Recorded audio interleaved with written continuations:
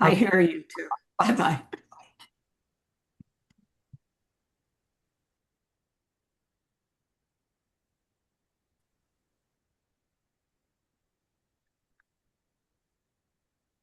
Hello, everyone, and welcome to the Connecticut Psychological Association Social Justice Speaker Series. We are honored to have Dr. David Frank as our esteemed speaker tonight. His talk is titled Universal Human Rights and Trauma in the Israeli-Palestinian Relationship Beyond Settler and Native to Citizen. My name is Shiva, and I'm the chair of the CPA Social Justice Committee. Joining me today are our dedicated social justice members, Anne, Beth, Andrew, Kyler, and Lena. Also, the CPA Executive Director will be with us soon to support, for which we are grateful. Now, I'll hand it over to Lena to talk about our generous donors who support this vital work going. Hi, welcome everybody. The Social Justice Speaker Series acts as a catalyst for our shared goals of empowering ourselves, our clients, and the community we serve. To sustain the important work, we rely on fundraising and the generosity of those who believe in the power of education and awareness of our biases. We sincerely thank all donors moving forward and are truly grateful to our sponsors. Your support is the foundation that keeps this vital work alive and thriving. So proudly, here are sponsors from the speaker series in 2025. A big thank you to the Comprehensive Neuropsychological Services, 5th consecutive year, the CPA Educational Foundation, 3rd consecutive year. Stacy Tata has generously donated $5,000 to the SJSS in memory of her beloved parents, Dr. Jack K. Plummer and Lynn Tata Plummer. And we have Robert B. and Shiva as our supporters for $100 in 2025 as well. Thank you, guys. Now I will pass it to Anne to share more information with you.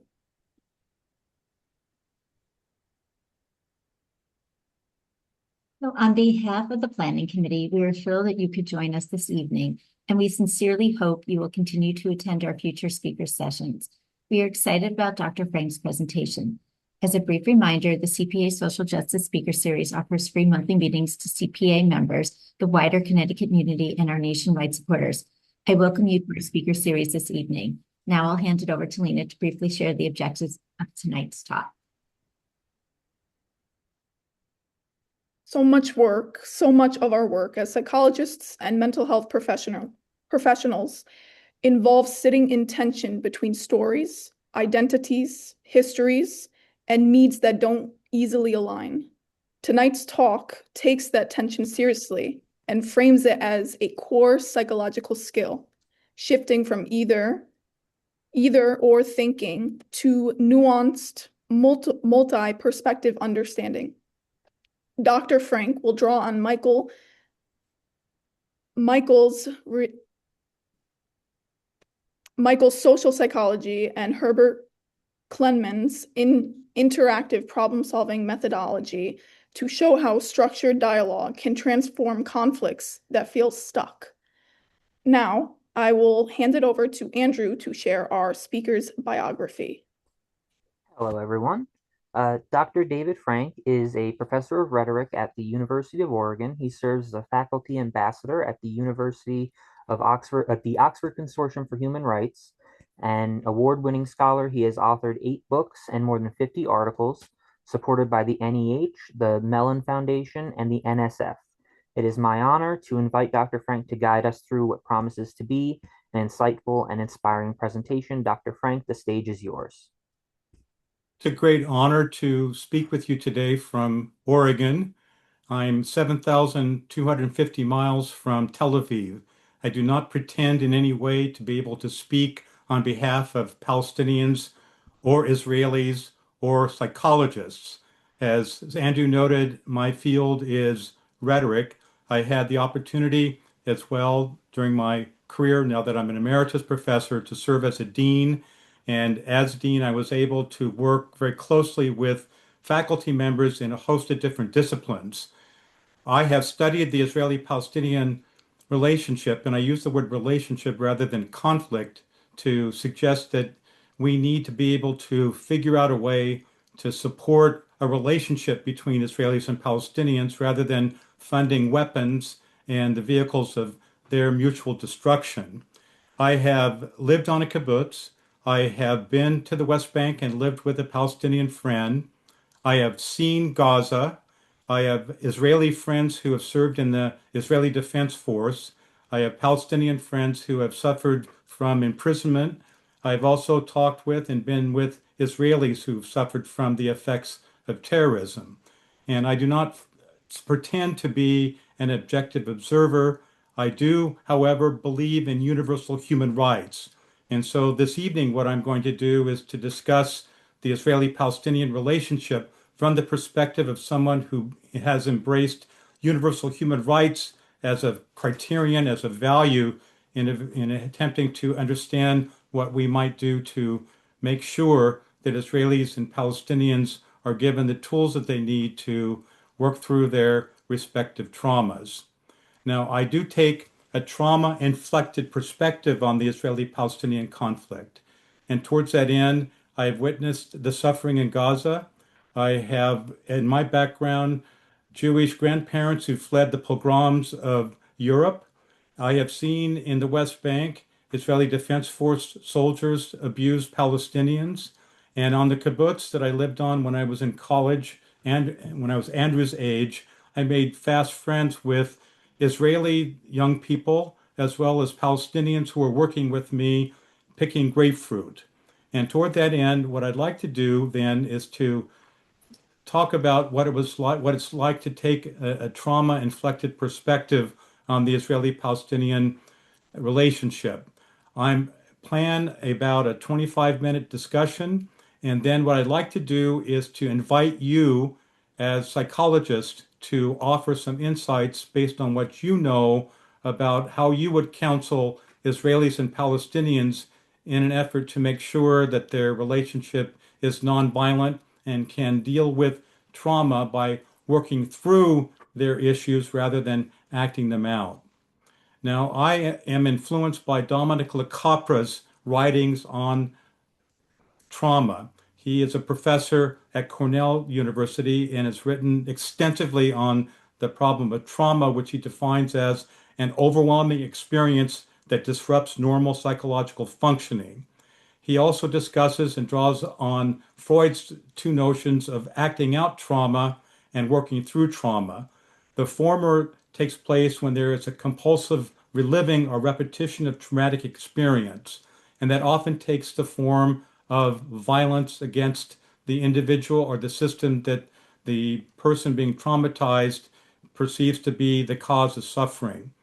And I am aiming, as I know that we all are, at helping people work through trauma, which is an articulatory practice that gradually enables one to gain critical distance from the trauma and make distinctions between the past, present, and the future. Working through involves reflective engagement with the traumatic experience, facilitating healing and integration into one's life. Capra calls it the work towards a redemptive narrative that does not embrace binaries or polarities. Now, we are, as Americans, in a position to be or to feel responsible for the trauma that both Israelis and Palestinians are experiencing.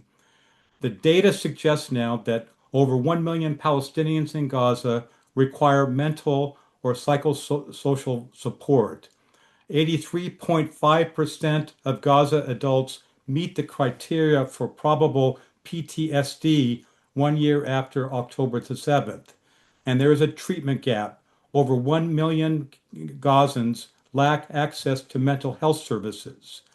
In addition, over 520,000 Israelis are estimated to be suffering from PTSD related to the attacks of October the 7th, and that there's a massive need in Israel as well for social services, specifically psychological services, social work services designed to help Israelis work through their trauma.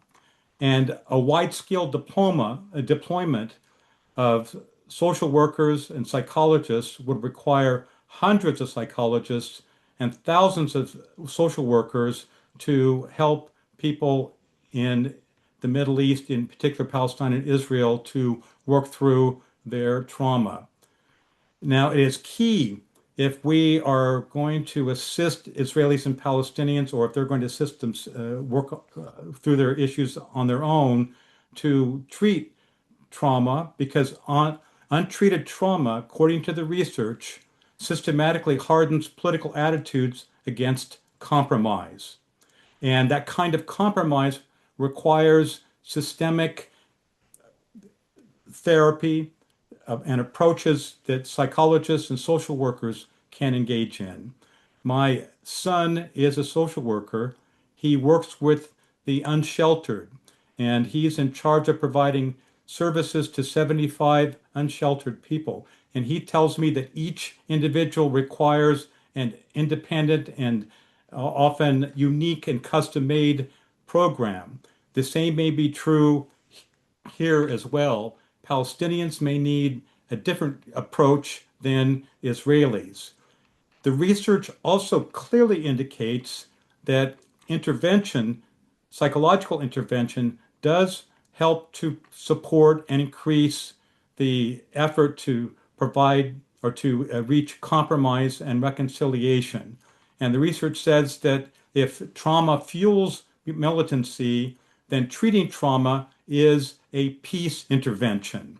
And again, the research is pretty clear here that sophisticated and effective intervention, psychological intervention, can sponsor reconciliation.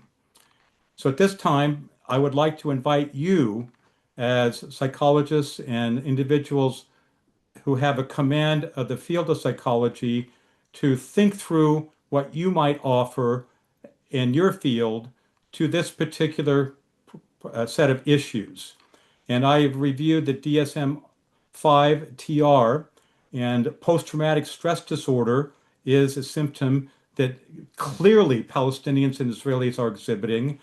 Prolonged grief disorder is also a problem. And then collective intergenerational trauma is something that I have witnessed in Israel from both on the part of both Israelis and Palestinians. And so just briefly, what I'd like to do is now to turn to Israeli trauma. And the Holocaust, the death, the murder of 8,000 Jews in Europe remains a foundational trauma for Israelis. Some 1/3 of the Israelis that founded Israel in 1948 were survivors. And so that trauma narrative of the Holocaust continues to pervade the Israeli society. And so these historic traumas are critically important to understand.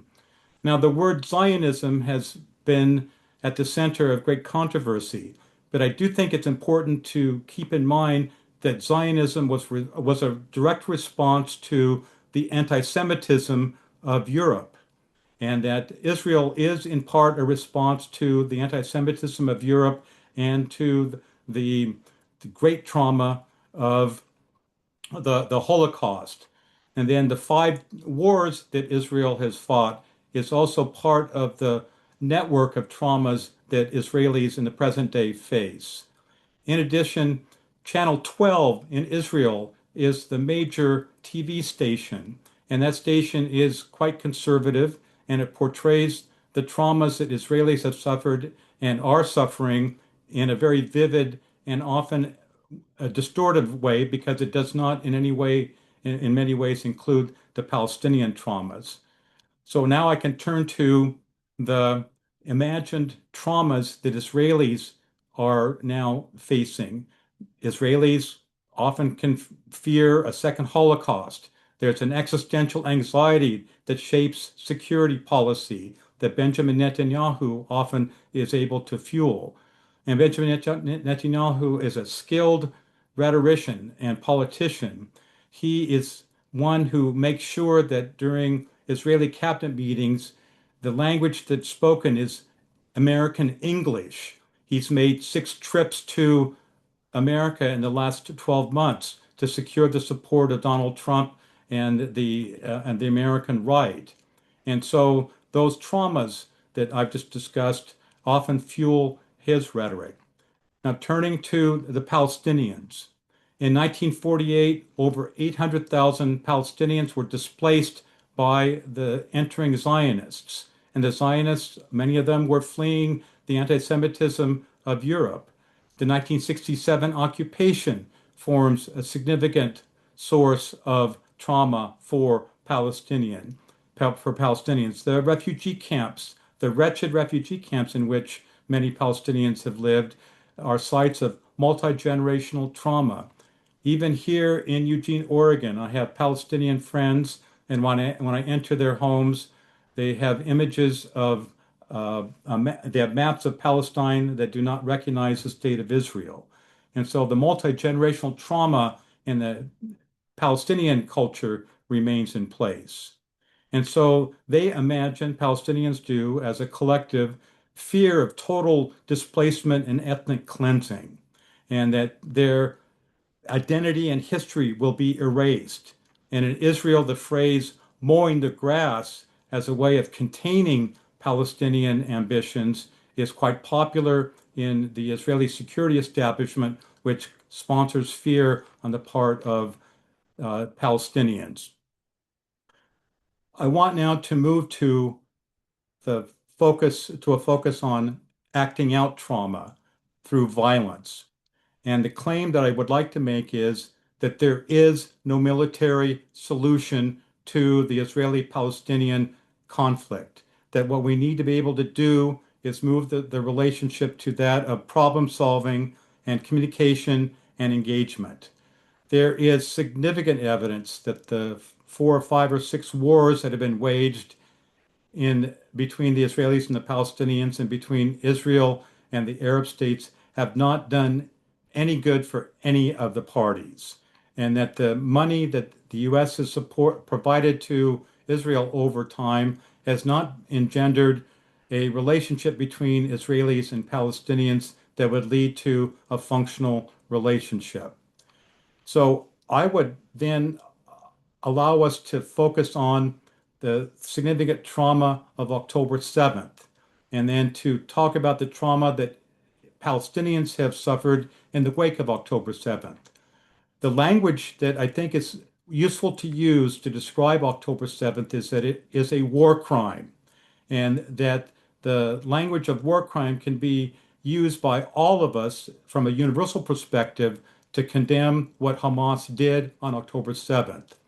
On my campus at the University of Oregon, students protested against the American support of Israel by creating a tent encampment.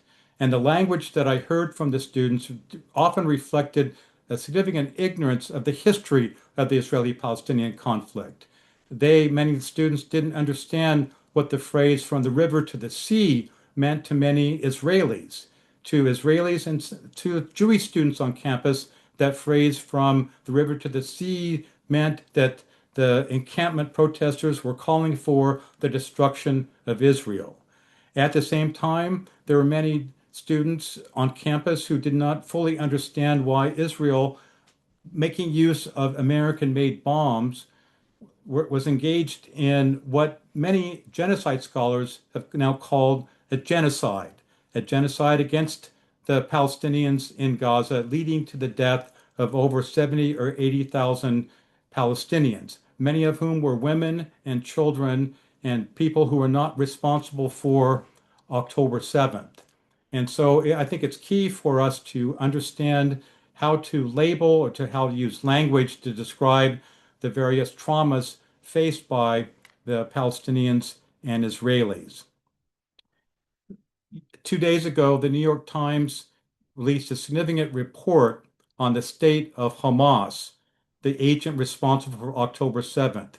Even though Israel has unleashed an attack on Gaza that is quite potent using state-of-the-art bombs and drones. The report indicates that over 20,000 Hamas fighters remain, and more than half of the tunnel network remains intact. A former Shin Bet official, kind of the CIA of Israel, has remarked, Hamas was hit hard, but it wasn't defeated. It's still standing even though it was attacked with some of the most sophisticated weapons available to humankind. All to underscore the claim that I'm making that there is no military solution, that we need to move to a nonviolent approach that then would allow Israelis and Palestinians to work through their problems.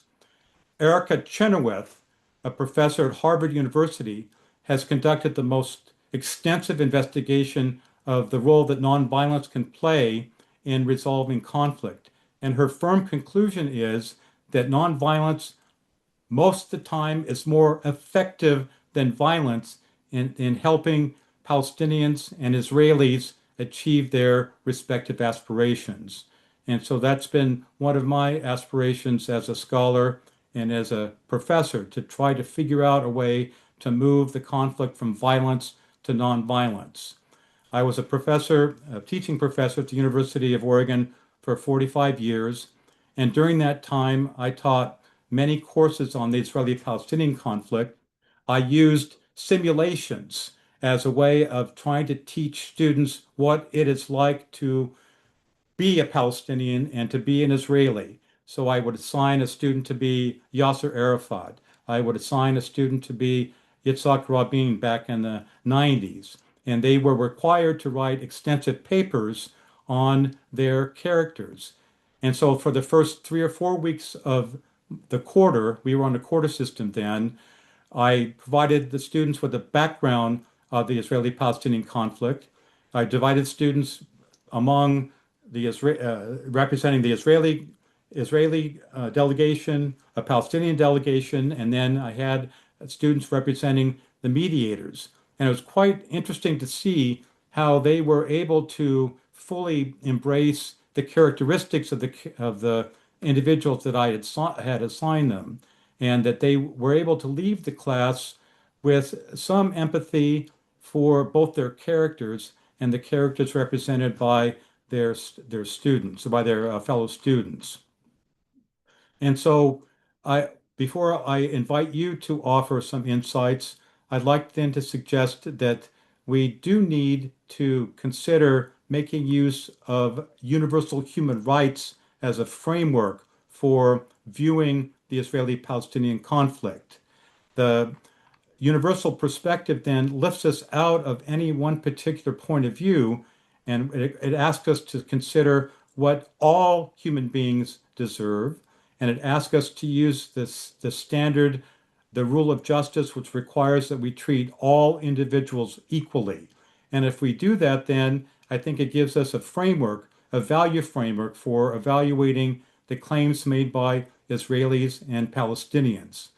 The claim made that October 7th was necessary in order to advance Palestinian objectives and aspiration is judged as an evil by universal standards. Human Rights Watch in 2024 and Amnesty International in 2025 have condemned October 7th as a war crime against humanity.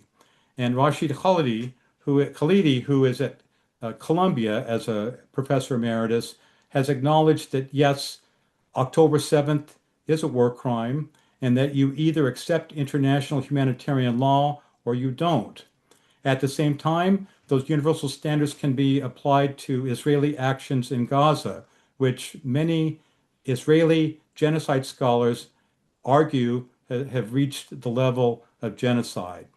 And so in the wake of genocide, in the wake of October 7th, where are we? And my suggestion is we are where you are as professionals, the psychologists. We need to be able to integrate into our efforts to make peace psychological and social psychological theories. So I would begin, first of all, by noting Herbert Kellman's interactive problem-solving approach. And he was a social psychologist at Harvard, and he engaged in what is called track 2 negotiations. And when I was teaching my class on the Israeli-Palestinian conflict relationship, I would make use of Kellman's framework. And what he tried to do is to suggest that when mediators and negotiators are dealing with conflict, that they should try to figure out a way to move beyond the we and beyond the I and my statements to statements that would involve framing issues through the we pronoun.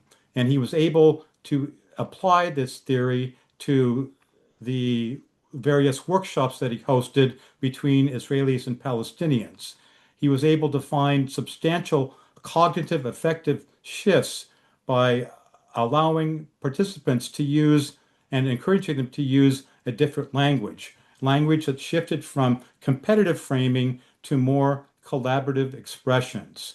So that's a concrete expression. That's one concrete tool that I think that can be used to help Israelis and Palestinians and others to move from a binary situation in which the other is not recognized to one that features problem solving. Another approach that I included in the citations that I shared when we put this program together identifies the need to help individuals see that there are historic examples of people working through their respective traumas. And the research suggests that if you bring Israelis and Palestinians together and you identify the South African and the North Ireland examples and as illustrations of how people that were at war can find pragmatic reasons to come together.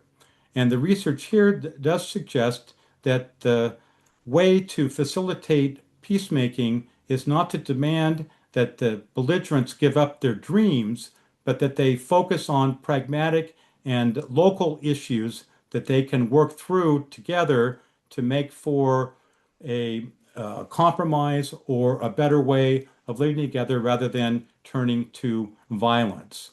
And so the appeal to historic examples is another approach that can be used. And then Reinhardt and Whitehouse have released a very interesting report in 2025 that suggests that if you are able to bring people together, the contact theory, and then if you allow them to share their respective suffering, that will help to sponsor a change in narratives, that it can help to create empathy and to build bridges without requiring people to necessarily agree on the history or even the present. But it can also then facilitate imagining a different future.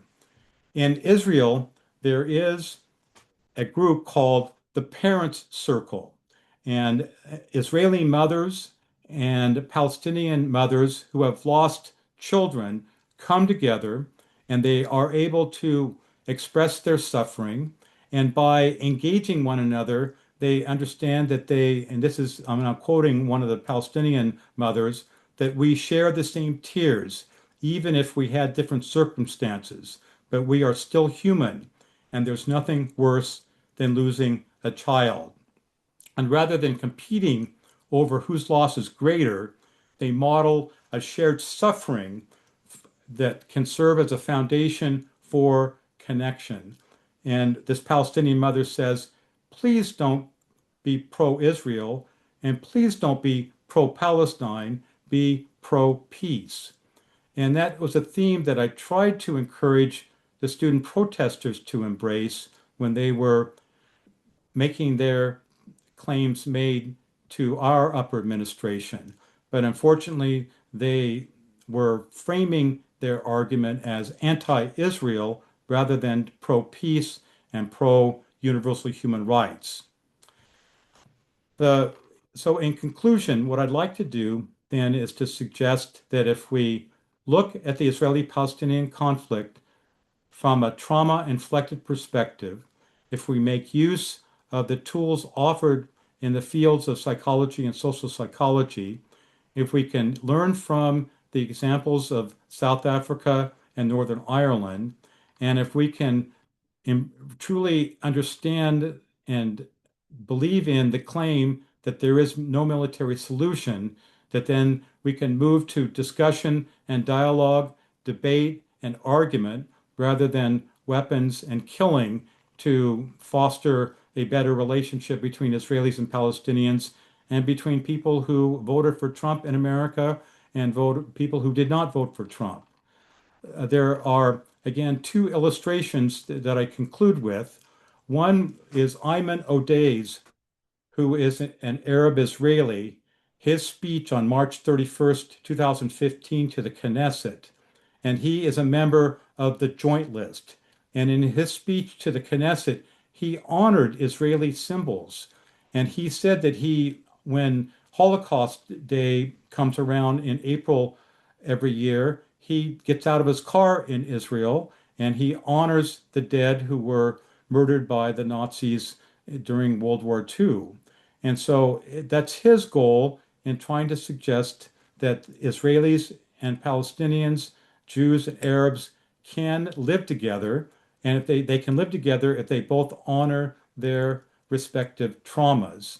And so I would look forward to a day in which Ayman Odeh's gesture of recognizing the Holocaust was reciprocated by Israelis who would then honor what the Arabs call the Nakba, the trauma of 800,000 Palestinians losing their homes as a result of the Zionists taking over that part of the world. So just briefly, there are some solutions out there that I'm hopeful you will consider as approaches that can be used to reduce the suffering in Gaza. On March 4, 2024, the Egyptians put forward a 103-page plan for a reconstruction of Gaza. And if we can couple a symbolic and psychological approach to reducing suffering with a reconstruction of the infrastructure, which is what the Egyptian plan does, then the pathway to reconciliation, I think, is better assured.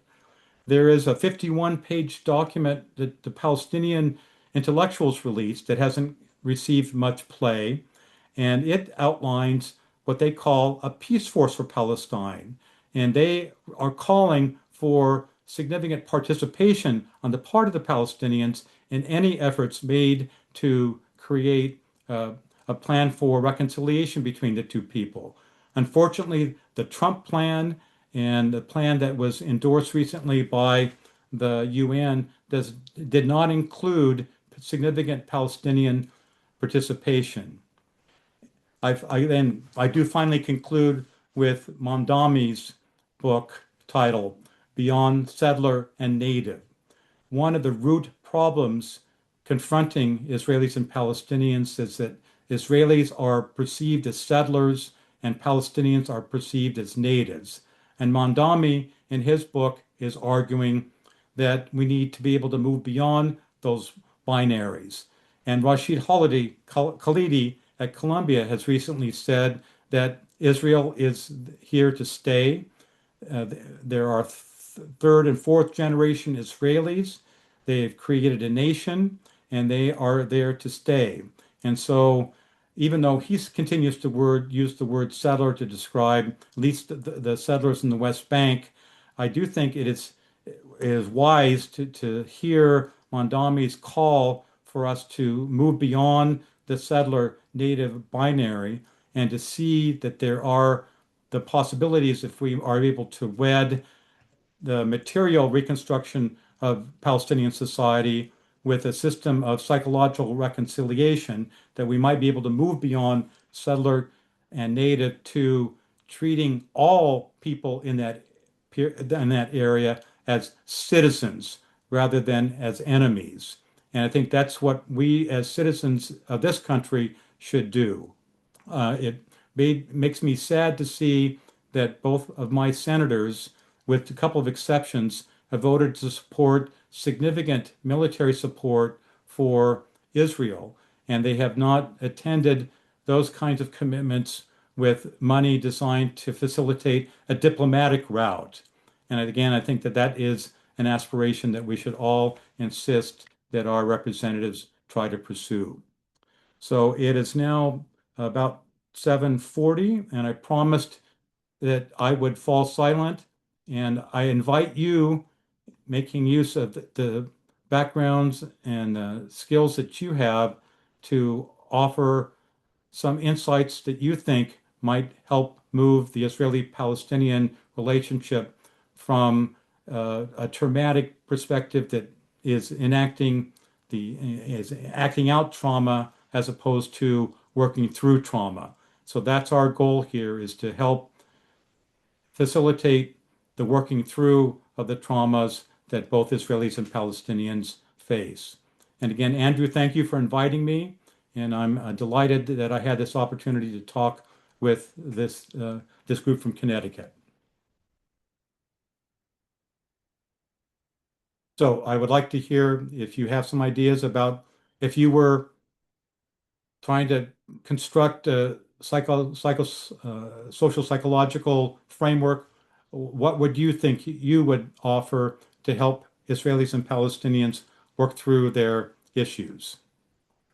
Rosalind has her hand up. Yes, thank you. I'm not a social psychologist. I'm a individual psychologist. But years ago, there's a Dr. Henry Parents who taught in Philadelphia, who wrote a book about aggression in children. And one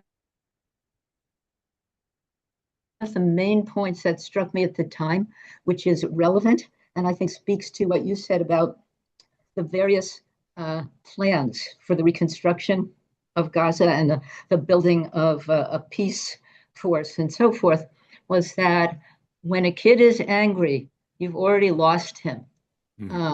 That this guy created graphs and things which were quite simple, but made the point that once somebody's anger is really on the rise, and I think we can substitute just extreme emotionality of one sort or another, that they can't really reason so well, that you really need to wait until the peak is over, or you have to help to build some kind of sense of security before you can go on with that. That was one comment. And the other thing is, I wonder if you are familiar with and what you think of a book from 2018 that was written by an Israeli whose name is Yossi Klein Halevi, called Letters to My Palestinian Neighbor, where this was obviously pre-October 7th, but where he tried to reach out at least to make the case that the two sides needed to understand each other's narratives, that everybody was stuck in their own sense of correctness and in the wrongness of the other side. So those are my two thoughts, and thank you for your presentation. Rosalind, I'm with you on the anger issue, because the anger evolves out of traumatic experience. And one can understand why, and not justify it. It's an explanation, not justification, why Palestinians turned to violence on October 7th, because Gaza was an open air prison, and many Palestinians felt that they had no freedom. And so the anger then led to them acting out. And that acting out, in my judgment, was absolutely counterproductive to the Palestinian national cause. And I remember reading Halevi's book back in 2018, and he really eloquently called for Palestinians to fully understand the traumatic history of Israelis, because Zionism, even though it's been demonized, has a historical meaning, and that meaning can be traced to anti-Semitism in Europe in the 18th and 19th and the 20th centuries. And so without that historical understanding of the word Zionism, that many of the students that I worked with at the University of Oregon did not have. It makes it very difficult to engage in a conversation that would lead somewhere. So, thank you. And we have a hand up from Elaine. Hi, thank you so much. I think it's very interesting. This summer at APA in Denver, there was a group, a gentleman who was representing Braver Angels, which is a Yes. group that, frankly, I think is on the right page in terms of trying to get people from very different perspectives to listen to each other. We're doing a horrible job of that everywhere. And but if we think about what helps people get along, it's relationships. I mean, I think we have these big diplomatic things. We look at our own country in Washington. It used to be the senators, the congressmen would stay in Washington. Their kids went to the same schools. They talked. They had relationships and they made deals that way. When my kids went to camp, they went to Jewish camps. And there were Palestinian counselors that came every summer and worked at the JCC with the Jewish counselors and all got along well and learned to be with each other. And sadly, at the end of the summer, they'd go back to their respective countries and respective armies, which was horrific. But I do think that we really have to think about how do we help people just it's more than just Israel and Palestine, but the concept of listening, hearing someone else's truth. Because when we shut down and we won't listen, we need to be able to find common ground. And I believe, if we think about, and I think, and I may be wrong on this, whether it was Arafat and Golda Meir who came to some agreement on that they were both grandparents and they didn't want their grandchildren to grow up in this craziness.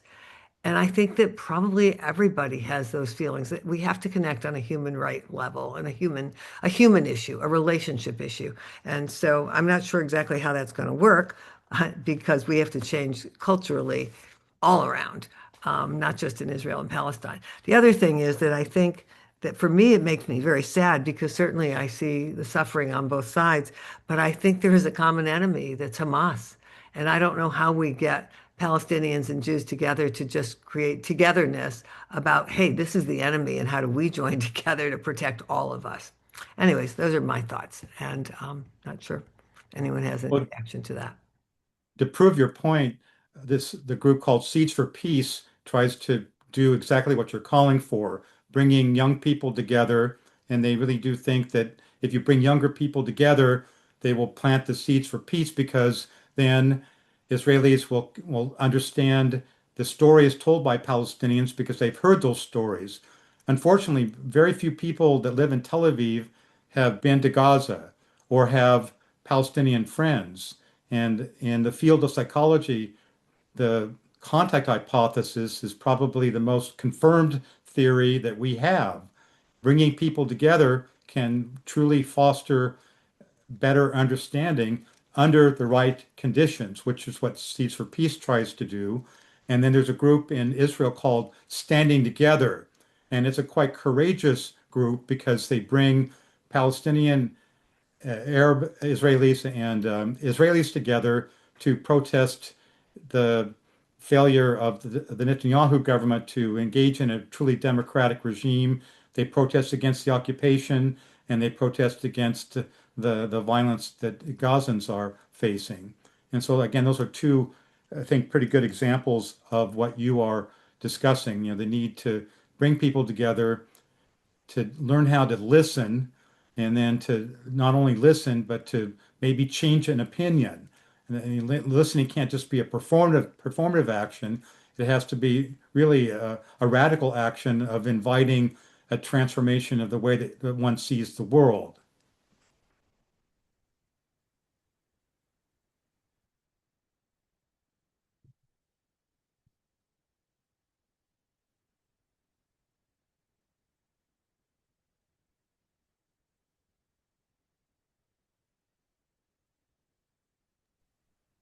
And Mel? Well, since I'll let other people think of something if they want to mention it. Andrew, I think we did have a hand up. We do? Mel, was that a hand? Yes. Yes. Ah, okay. Go ahead.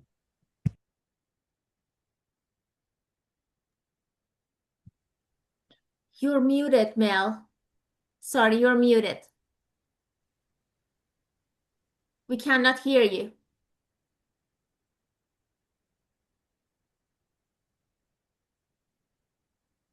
Okay, I'm unmuted, I think.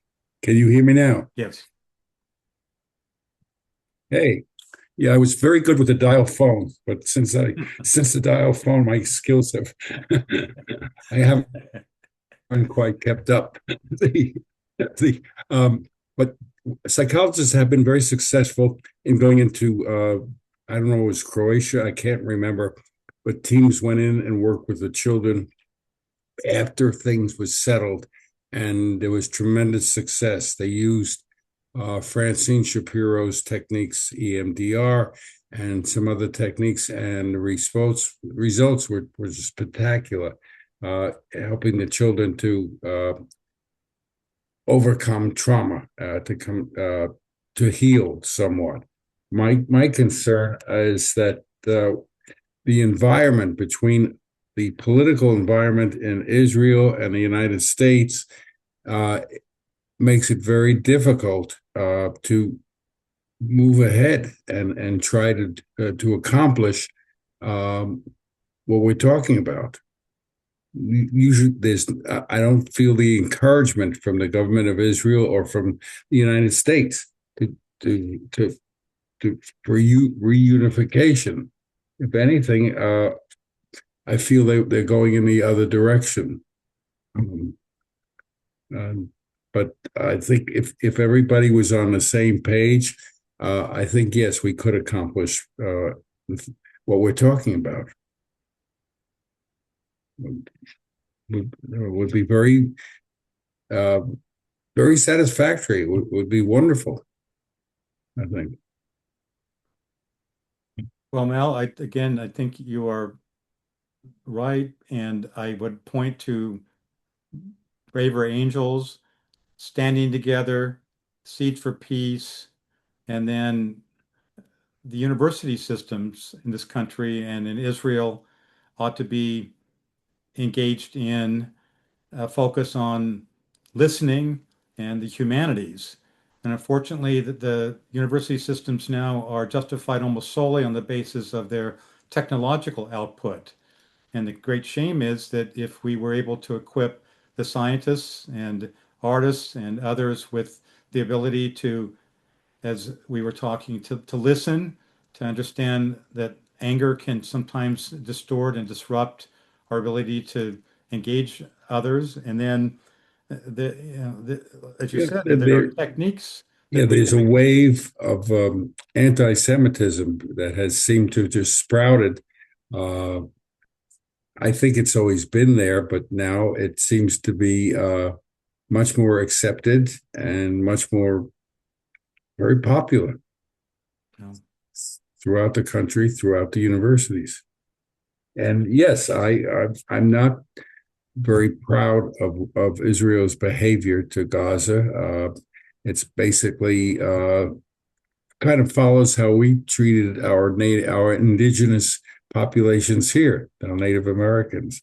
It seems at times from Israel, the only good Palestinian was a dead Palestinian. I don't know. I was very upset by following the news, and it's very depressing. But the side effect is that, as I said, anti-Semitism is now the norm. Well, Mel, do you think there's a relationship between the rise of anti-Semitism in this country and the actions in Gaza? I think the anti-Semitism, from what I read, has always been there, maybe latent. I don't know what the right words are, but yes, there is that has kind of normalized those feelings or allowed people to kind of express them and feel comfortable expressing them. And it is, and there are questions about our own government and members of our government. It's very complicated and very distressing. But I don't know about you, but when I heard about Tucker Carlson interviewing a Mhm. Nazi and Mhm. not seeing Mhm. a significant response from major Republican figures, that Mhm. was quite chilling. Yes, that's um, yeah. So again, as I said, that seems to be becoming the norm now, as um, the anti-Semitism. It's given it more light. It has always been there in the United States. I'm trying to get into a book that just came out by somebody from the professor from American University in Washington, D.C., but on the unique anti-Semitism in this country that it takes. But yeah, it's very complicated. I think, yes, everything we've said, I think it works. In my experience, working in the inner cities with various populations and working in prisons and other settings, uh, bringing people together, it works. Absolutely. How we get more support for what you're saying is beyond me. I don't. I would like to see it. I think I've met people from Palestine and Iran, and they're wonderful. I've met students in the Caribbean in various universities, and they're great. They were very helpful to me since, as I said, I do the dial phone. They help me with computers and my laptop. And what I hear in terms of us demolishing a medical center in Gaza, because we figured there were tunnels underneath, $1 billion medical center equivalent to Yale or Harvard, demolished with all these wonderful bombs. And I found that very, very upsetting. So Thank you, Mel. I wish I could say something more positive.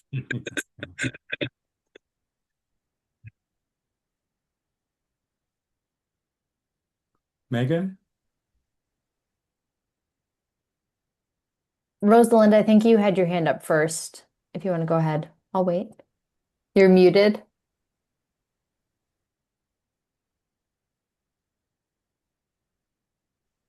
But I've already spoken if you want to go first.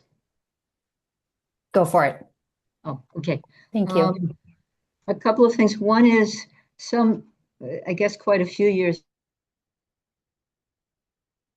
ago now, I think it was Daniel Goldhagen, the guy who wrote Hitler's Willing Executioners, or somebody was giving a talk in Hamden and was giving data that suggested that anti-Semitism was really kind of disconnected from Israeli or Jewish behaviors.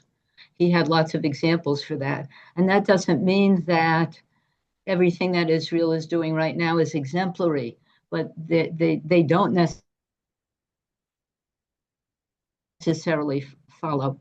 And then the other thing, I think I'm stuck on thinking that it would be really hard to get most of the people in Israel and Palestine, like right now, at this point, to come together and want to join together because the basic safety and the basic shock have not been calmed. And I'm thinking of like Maslow's need hierarchy.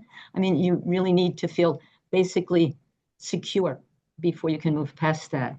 So I'm kind of repeating myself from before in that regard. So that's all I wanted to add. Thank you.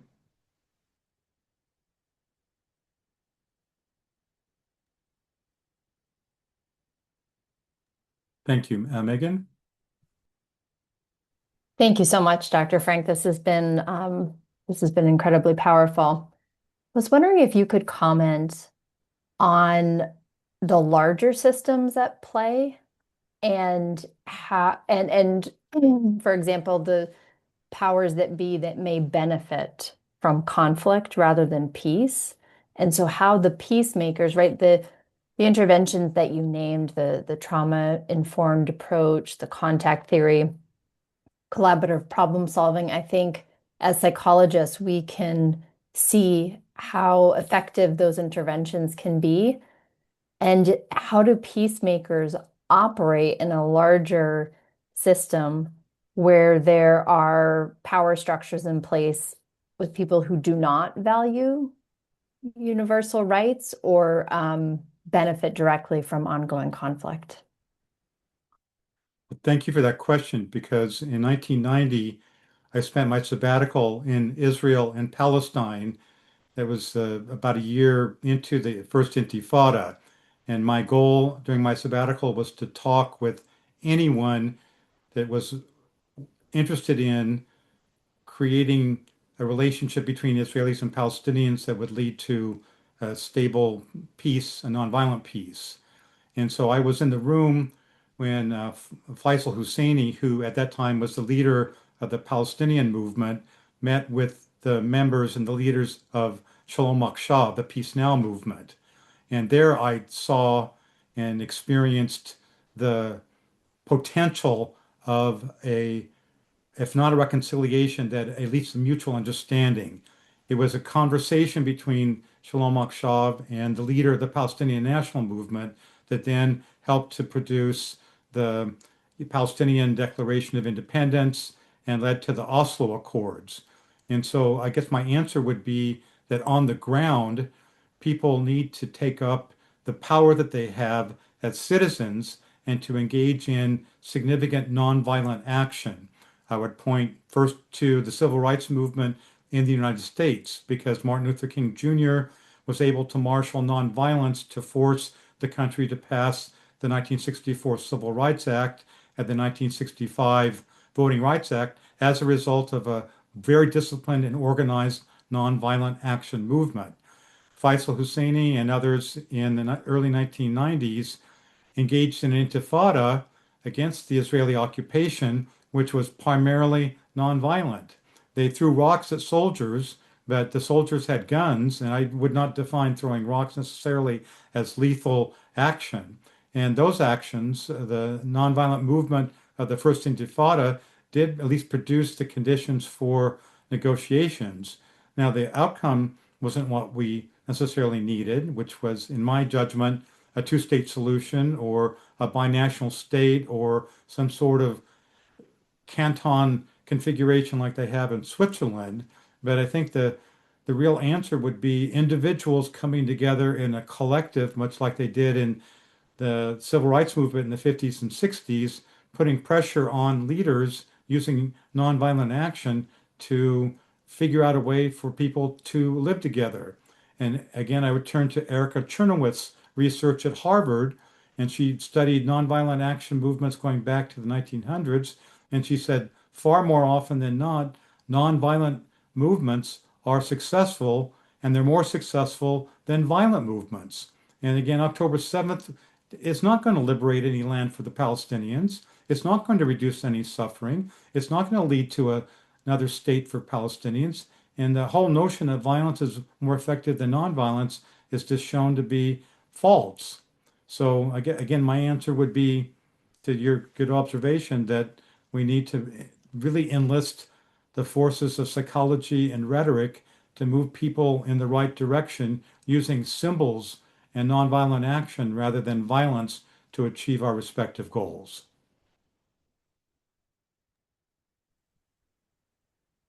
Thank you so much, Dr. Frank, for your great presentation. I appreciate everyone's sharing tonight. Thank you so much. And we are going to, it's 8, so we are going to do the closing remarks. And I don't know if Dr. Frank has any, a couple of more minutes for if there is any additional thoughts. And if not, we respect that. So, Kyler. Thank you. Yeah, I'm fine. Thank you. Okay. Thank you so much. Tyler, I think Mel had his hand up again. I'm so Yeah, sorry to interrupt. That's all right. It's totally unrelated, and I apologize. Sir, are you related to L.K. Frank or to Colin Frank? That's all. No, I'm sorry.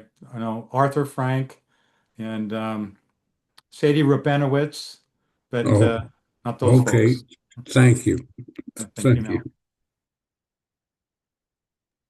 All right. So again, thank you all for joining us this evening. We are excited to announce that we've got a next event coming up. It's going to be on January 22nd, 2026, already coming up, with Dr. Helen Coons as our featured speaker. And she's going to talk about barriers to cancer care in minoritized women in the US and globally. So I want to emphasize that together, we are the facilitators of change and empowerment for individuals and our community. And regardless of the amount, again, your generous donation to the Social Justice Speaker Series helps ensure that education and awareness remain powerful tools for making a difference in our community. So the donation link and the mailing address is going to be available in the chat if you'd like to support our work. And again, those who've registered for continuing education, I'm going to remind you and invite you to complete the CE evaluation link so you can get that certificate. And the link for that is also going to be added to the chat as well. And so once again, thank you all for joining us this evening, especially so soon after the one we just already had. And I thank you, and I look forward to seeing you all again sometime soon. Thank you so much again, everyone, and have a wonderful night. Those people who want to share any additional thoughts, we are going to stay for a couple of more minutes. And Eileen, there is the CE link. I hope you see that, right? Did you see the CE link? I put it on the chat. No, I can't see it. Oh, It was okay. also sent by email to everyone who okay. registered. I see the donation link, but not the CE. Does anybody else see it? I will pop it in the chat again. Just give me one moment. Excellent. Thank you. So any other additional thoughts before we say bye?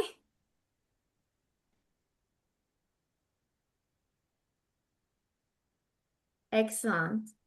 Thank you. Thank you so much, everyone. Thank you for your participation. And thank you again, Dr. Frank, for your great presentation. Thank you. Have a wonderful night. Bye-bye.